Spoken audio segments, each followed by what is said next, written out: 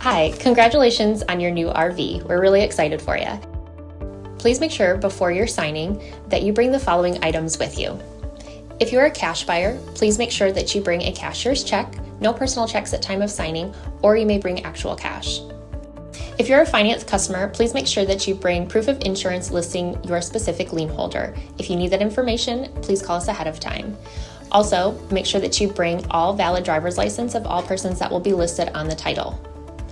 If you have a trade that you're trading in with us, please make sure that you bring your 10-day payoff as well as your title and all persons who will be listed on the title of that trade. Arrive 30 minutes early before your appointment time so we can properly inspect your unit, and also make sure that you have the fridge on and running prior to arrival. If you have any questions, please feel free to give us a call at 810-686-0710. Thanks so much. Have a great day.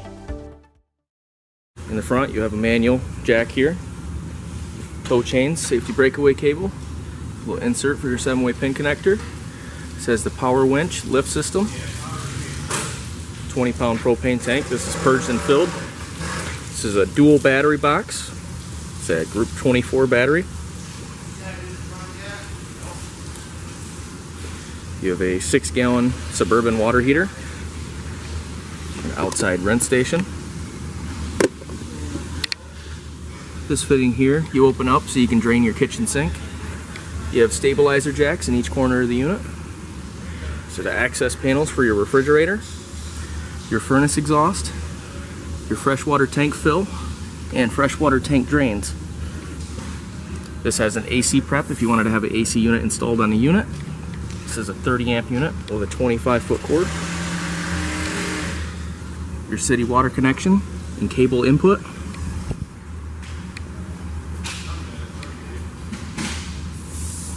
Spare tire. This has a roof vent with a fan on the back. This has a quick connect for a propane grill. You have outside receptacles, speaker, and porch light. And this is inverter powered.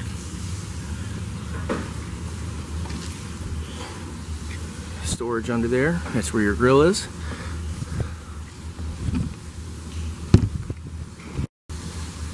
This unit also has a vinyl awning. Folds out manually. You have the roof rack. And this has the Wi-Fi Ranger already installed. We are now going to be lifting the unit using the power winch system, but before we operate, we have to go around and unlatch the top part of the fold down.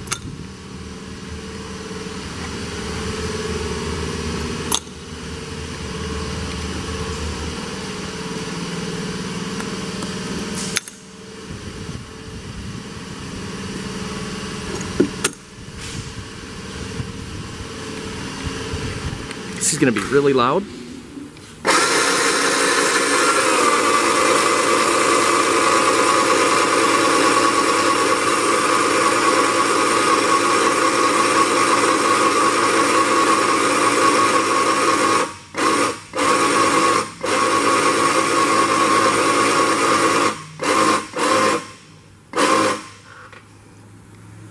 You may notice that this green string here, this is your tension string.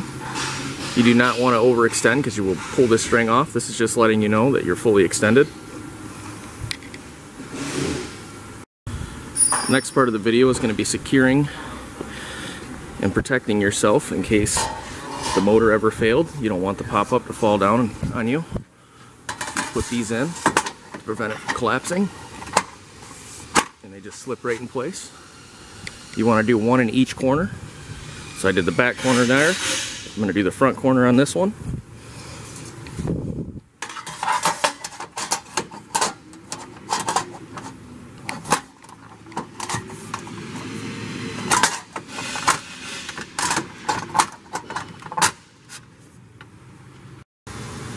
Alrighty, on to the next part here. We put our bunk railing in. It's just as simple as setting it in the little recess there. Just lets you slip right into that hole. Locks in place here. This will support the bunk end when it's out. The long ones go in the front. You'll notice that the rear bunk is always smaller, so you get the shorter ones in the back.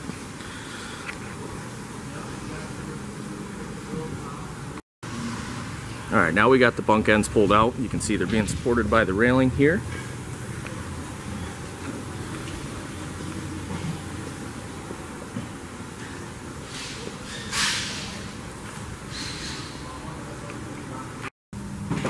Alright, going inside the Flagstaff pop-up now. We have a two-step. Walk in, you have your fire extinguisher. It's good for electronics.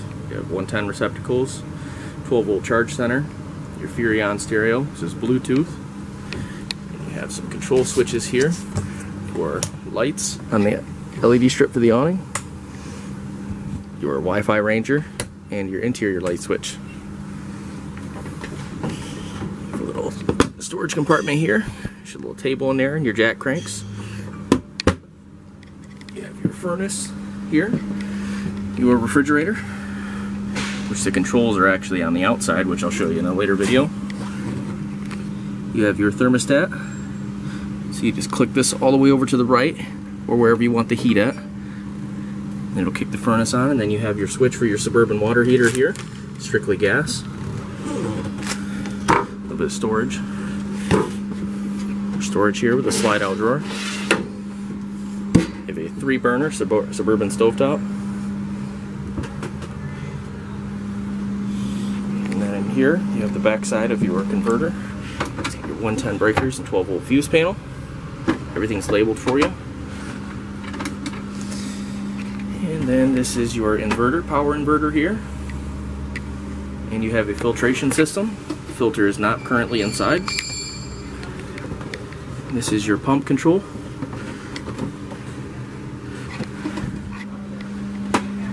You have a GFCI receptacle right here. You have a speaker here. Some storage that lifts up. Slide out drawers. Cable inlet. We have the bunk pulls in, the tent extended. We actually have another light here. You have a regular 9-volt smoke detector, a max air fan. This has the plug-ins for the fan light combination that clips to the pole here.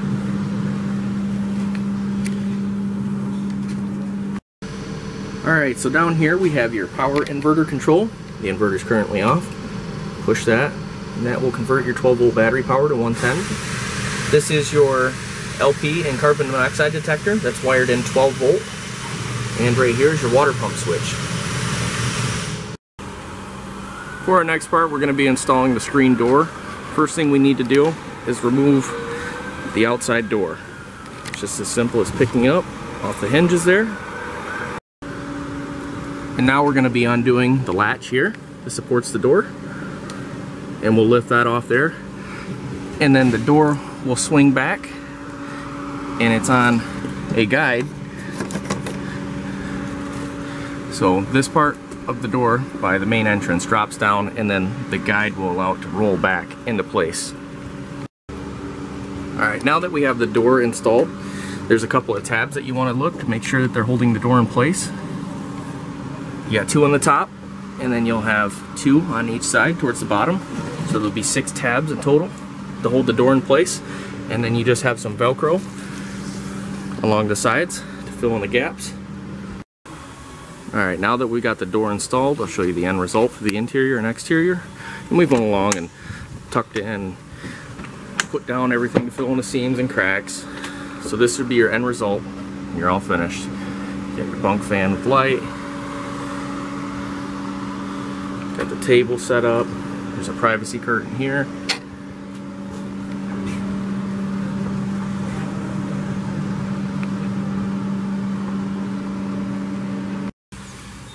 This is the end result for the exterior.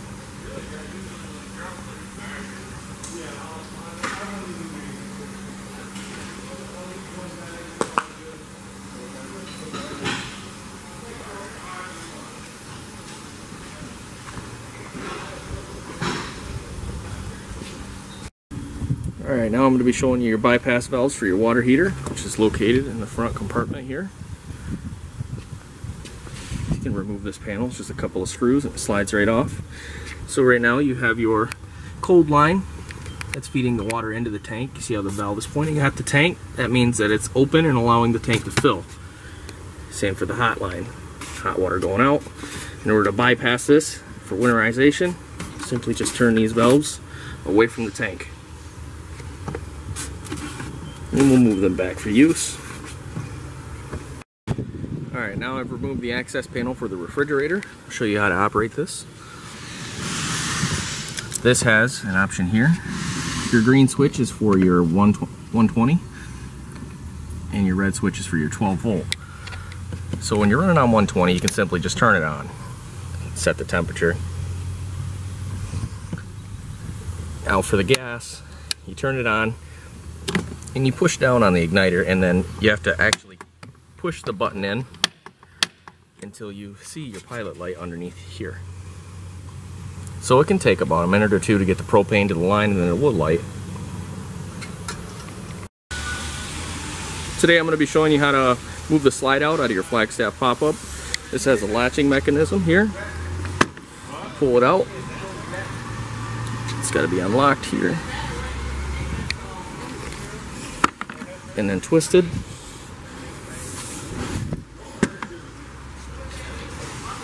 And then you can pull it out by the handle here. So unlock each mechanism and pull with the handle. I'm going to be showing you your controls for your Dometic AC and your Flagstaff Mac pop-up today. There's a dial on the top of the head unit here that you turn to activate the AC or fan. You have shutters that open and close on each side.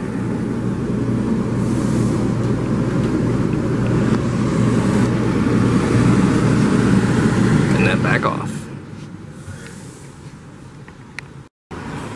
Today I'm going to be showing you how to fill your toilet with water so you can use it. So you swing this arm out here and you dump your water in this fitting here until you can see the water standing just below the rim here, and then you can cap it back off and you should be able to see water filling in this tube here. You may have to hit the button on the toilet to purge the water through the system, but once you get water in this tube here, you'll be ready to go. And then you can pull out and remove for dump.